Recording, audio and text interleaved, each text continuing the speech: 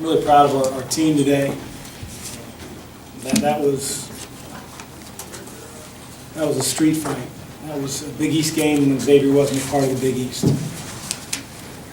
Knew that Providence, having played them once already, was going to be a very physical team, and we knew it was going to be difficult to score, and we've been working extremely hard on regaining an identity that we worked hard in the preseason and early on in the non-conference part of the season at building. It disintegrated a little bit when our offense really was firing on all cylinders. But as I told our team, if we can be a team that plays at a very high level on both ends of the floor and sort of combine those two different times of the year, then we really got something. It's easier said than done. Again, we have a lot of respect for Providence, the way they play. I think Coach Cool has done an amazing job of really establishing his team as a defensive team, a tough team. And we're not used to getting out-rebounded. Part of the reason we got out-rebounded is we missed a lot of shots. But happy for the win, and we move on to another tough team. Coach, how much was the defense on Bryce Cotton, primarily Samaje, really pivotal to what you wanted to do today?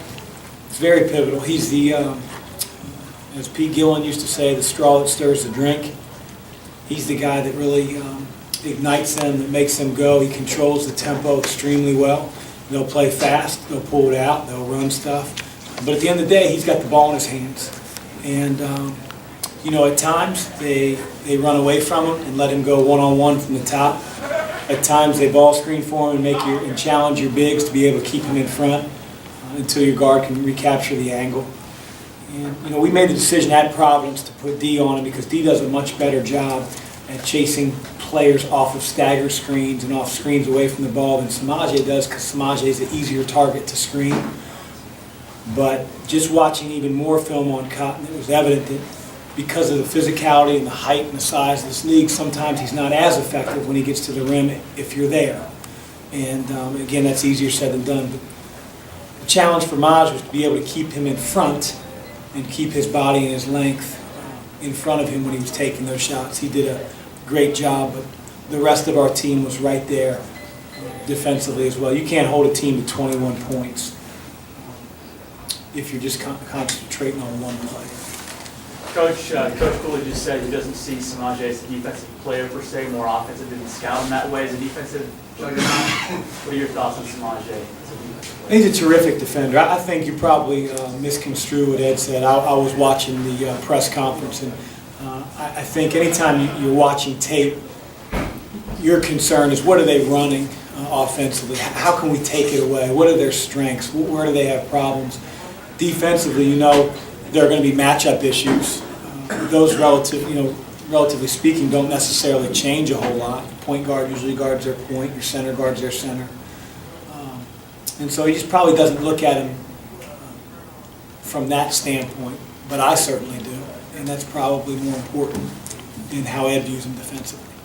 Coach, obviously people were talking about Samaj's defense on Bryce Cotton, but talk about the defense on LaDontae Hinton today. It was much better than it was in game one. When you look at his line, he still had 3 offensive rebounds, but he had 6 or 7 in game one. And he was a one-man wrecking crew.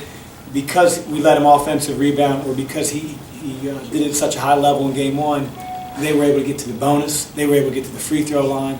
And again, #1 free throw shooting team in the country. Today they don't shoot any free throws because we did a much better job of being tight defensively and not fouling.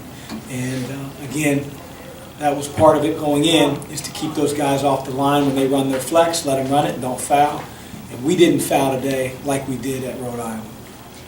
Chris, do you think sometimes teams can play as much against their own expectations of themselves as against the opponent? In other words, was today as much about what you guys were trying to regain as it was about beating Providence? Sure. I mean, that's, we don't spend as much time as maybe an outsider would think on an opponent. And I say that from a coaching standpoint, we do, but how much we transfer to our players, how much we teach our players about Providence, we try to really narrow that so that it's about us, it's about our identity. And so we really needed to make at least a positive step. You know, we weren't all of a sudden going to become Cincinnati, but we needed to make a positive step and quit playing like a sieve in the second half. And I loved our effort on the defensive end. Coach, are Samaje and D as good a pair of defensive guards as they are in the Big East? You know, I don't know. Again, probably because I go down the line of I don't necessarily judge other teams defensively, at least individually. You know, we won't get a lot of recognition, and we never have, even when we had phenomenal defensive teams, because we don't necessarily put a lot of stats up defensively. You know, we don't ask our guys to press all over the floor and fly through passing lanes. We want to be very solid. Ed Cooley talks about tough twos. We're in the same mindset. And so we want to stay in position all the time. So you're not going to get a lot of block shots. You're not going to get a lot of steals. We want to be a team that sort of crowds the court and makes it tough to get in the lane. But I do think they have an understanding of our identity. They have an understanding of our system. We need that to get transferred to some of the subs off the bench in a hurry. You said earlier, Chris, that you're working extremely hard on regaining an identity and that it had disintegrated a little bit. Why do you think that it did that? I think because, number one, we're playing more talented teams, so more effort is required. I think, number two, we were scoring the ball at a much higher level in the beginning of Big East play than we were maybe in non-conference part of the season. And again, strong-willed teams don't tie their defensive intensity, their effort, their attention to detail into how the ball's going in or not going in. And we have, you know, some young guys and some guys that unfortunately do that at times. But hopefully today was a step in the right direction. Coach, Isaiah came off the bench in both halves today for the first time, I think, 15 games. Was there a message you're trying to send to him? Yeah, and I talked to him about that message, and I'll just sort of keep that between coach and player, respectively. But he did a great job today. And what about Jalen? First game back from his suspension. He proved what he needed to do, I guess, to get back on the court. Jalen's being a more responsible student, a more responsible guy away from the basketball court. And that's all we ask out of our players is to be men off the floor, and learn from their mistakes. And I'm hopeful that Jalen has learned a lesson and doesn't cost our team in the future. He did a great job today. Has there been a bigger play this year for your team than the one that Samaje made on a steal?